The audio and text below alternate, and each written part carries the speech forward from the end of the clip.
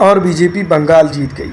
दोस्तों, हम और आप जानते हैं कि भारतीय जनता पार्टी का जो संघर्ष रहा है और जो स्ट्रगल रहा है, उसके बाद जो तो भारतीय जनता पार्टी जो है तो बंगाल उसको थाली में सजाकर पेश नहीं किया गया। जिस तरह से आम आदमी पार्टी के नेता अरविंद केजरीवाल को 2015 जब जो अन्ना आंदोलन हुआ था, उस वक्त जो है तो थाली में सजाकर जो है तो सीधी तौर पर अगर देखा जाए तो दिल्ली की गद्दी मिली थी। उस तरह से जो है तो ना ही ममता बनर्जी को वेस्ट बंगाल की गद्दी इतनी आसानी से मिली थी और ना ही आज की कंडीशन में वेस्ट बंगाल की गद्दी भारतीय जनता पार्टी को इतनी आसानी से मिली है। ये बात मैं इसलिए कह रहा हूँ क्योंकि हमने अगर पिछला संघर्ष अगर देखते हैं तृणमूल कांग्रेस का भी और भारतीय जनता पार्टी का भी, तो दोनों एक ही सिक्के के दो पहलू के तौर पर नज़र आते हैं। फिलहाल दोस्तों, एक विपक्ष में है और एक सत्ता में है। उस वक्त जो है तो विपक्ष में कम्युनिस्ट पक्ष था और सत्ता में भी कम्युनिस्ट पक्ष था। जब तृणमूल कांग्रेस की बुनियाद पड़ी थी, उस वक्त जो है तो ममता बनर्जी इस तरह से नहीं थी। ममता बनर्जी के जो रुझानात थे, जिस तरह से उनका राजनीतिक स्टाइल था, वो बहुत ही काफ़ी अलग था। एक वक्त था जब कांग्रेस की एक बेहतरीन नेता के तौर पर वो जानी जाती थी, लेकिन फिर बाद में जब उसने पलटी की और अपने ही तर्ज पे जो तो यहाँ पर अगर हम बात करें कि वेस्ट बंगाल के अंदर, तो अपनी राजनीति उन्हें शुरू की और अपनी राजनीतिक सफ़र को मजबूत करते हुए आज की कंडीशन पे आ पहुँची। दोस्तों, ये हम ही जानते हैं कि वेस्ट बंगाल ने आज जो है तो भारतीय जनता पार्टी के हाथ में सत्ता सौंपी है। लेकिन उससे पहले अगर हम थोड़ा सा संघर्ष को देखते हैं, समझते हैं, तो तृणमूल कांग्रेस का भी जो है तो संघर्ष कुछ आसान नहीं था। भारतीय जनता पार्टी का जो लगभग के 15 या 12 साल का जो संघर्ष रहा और आज जाके जो तो भारतीय जनता पार्टी को हर वो मुमकिन कोशिश के बाद जो है तो भारतीय जनता पार्टी को वेस्ट बंगाल की सत्ता मिली है। लेकिन इससे पहले अगर हम देखते हैं तो तृणमूल कांग्रेस को भी ऐसी आसानी से सत्ता नहीं मिली थी। लेकिन आज की कंडीशन में तृणमूल कांग्रेस के पास से सत्ता क्यों चले गई, ये सबसे अहम और इम्पॉर्टेंट पहलू यहाँ पर समझने की ज़रूरत है। दोस्तों, अरबों के अंदर एक कहावत है, hard time create good man और गुड टाइम क्रिएट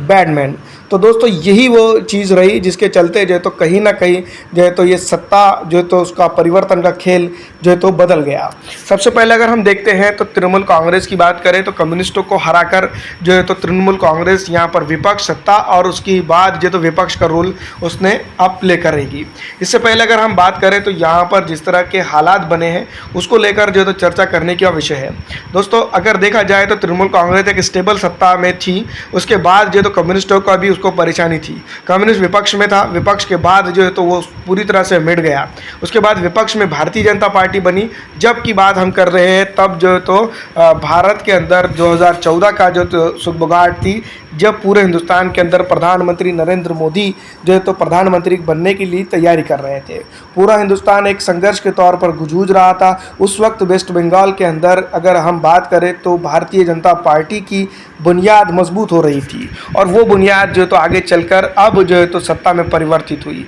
दोस्तों, अगर हम देखते हैं संघर्ष की बात, तो भारतीय जनता पार्टी ने जो है तो टीएमसी के साथ काफ़ी संघर्ष किया। उस संघर्ष के बाद जो है तो आज की कंडीशन में अगर हम बात करें तो भारतीय जनता पार्टी जिस तरह से सत्ता पे अगर आकर काबिज हुई है, ये बात आज की दौर में बहुत सारे लोग ये भी कह रहे हैं कि भारतीय जनता पार्टी ने साम दाम दंड भेद और हर तरह के हथकंडे अपनाकर भारतीय जनता पार्टी यानी कि बीजेपी सत्ता में आई है। तो इसमें कोई दो राय नहीं है। लेकिन सबसे पहले अगर देखते हैं तो शुरुआत में जो है तो जिस तरह से उन्हें संगठन जो है तो वेस्ट बंगाल के अंदर खड़े किया, जिस तरह से आज की कंडीशन में केरल के अंदर या फिर तमिलनाडु के अंदर जिस तरह से जो है तो भारतीय जनता पार्टी अपना संघर्ष या अपना संगठन खड़े कर रही है, उसी तरह से बेसिक तौर पर से शुरुआत करते हुए उन्होंने अब तक के जो है तो सत्ता में लेकर आए। अगर हम देखते हैं इनकी जैसी मिसाल कोई दूसरी पॉलिटिकल पार्टी के अंदर नहीं मिलती है, जो सिर्फ और सिर्फ चुनाव जीतने या चुनाव में जो तो विपक्ष को कमज़ोर करने में किस तरह से जो तो मेन भूमिका निभाई जाती है, उसके ऊपर ही बनाते रहती है अपनी स्टैटिस्टिक्स। उसके बाद जो है तो इस तरह के जो तो नताए जाते हैं, जिसके चलते चाहे वो असम हो, चाहे वो फिर आने वाले दिनों के अंदर जो है तो केरल ही क्यों ना हो। ऐसे में दोस्तों, मैं आपको बता दूं कि जिस तरह के जो हालात बने उसको लेकर अगर देखा जाए तो 2014 के बाद जब 2016 का जो विधानसभा चुनाव हुआ था, यहाँ पर तो बीजेपी पूरी तरह से विपक्ष की भूमिका में यहाँ पर आ गई थी। उसके बाद दोस्तों, जिस तरह से अभी हम देखते हैं जिस तरह के हालात बने, तो उसको अगर हम देखते हैं समझते हैं तो यहाँ पर जो है तो जो कंडीशन बनी है उसके बाद एक मजबूत विपक्ष पेश करने में कामयाब हुई। उसके अगले ही इलेक्शन के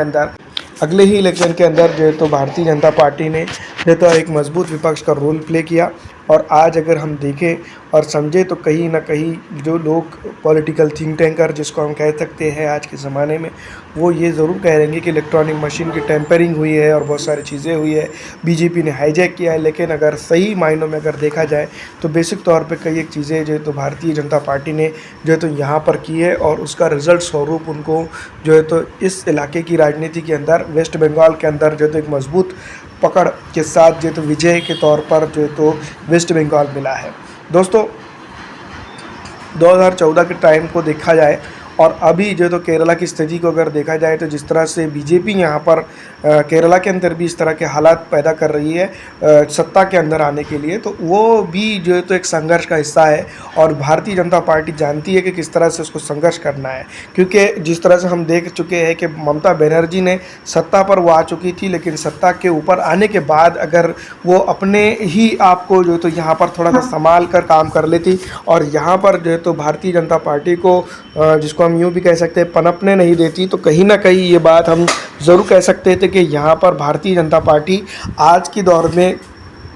सत्ता में नहीं आ सकती थी। आज रोकने में बीजेपी को तृणमूल कांग्रेस कामयाब नहीं हुई है, ऐसा नहीं है, बल्कि 2014 के बाद से ही भारतीय जनता पार्टी को टीएमसी वेस्ट बंगाल के अंदर रोकने में नाकाम रही है, जिसके चलते जो है तो ये हालात बने हैं। इससे पहले अगर हम बात करते हैं तो 2014 के लोकसभा चुनाव के अंदर भी देखिएगा, वहाँ पर बीजेपी की स्थिति बढ़ी। फिर उसके बाद अगर हम बात करते हैं तो जब विधानसभा चुनाव हुए उसके अंदर स्थिति बढ़ी, फिर विधानसभा चुनाव हुए उसके बाद स्थिति बनी, और आज की कंडीशन में अगर हम बात करते तो टीएमसी बाहर, बीजेपी अंदर। तो ये हालात जो है तो आज की कंडीशन में अगर देखा जाए तो समझने की ज़रूरत है। केरला के अंदर भी इसी तरह का जो है तो कुछ हालात बनते दिखाई दे रहे हैं, और आने वाले दिनों के अंदर जब केरला फतेह होगा, जब वेस्ट बंगाल बीजेपी के हाथ में होगा और केरला फतेह होगा, उसके बाद अगला जो तो टारगेट बीजेपी का रहेगा तमिलनाडु। उसकी बुनियाद अभी से तमिलनाडु के अंदर गिरना शुरू हो चुकी है। जैसा कि हम और आप जानती हैं कि असम के अंदर भी कुछ इसी तरह के हालात थे, और उसमें जो है तो बीजेपी ने संघर्ष किया और अपने पूरे संघर्ष को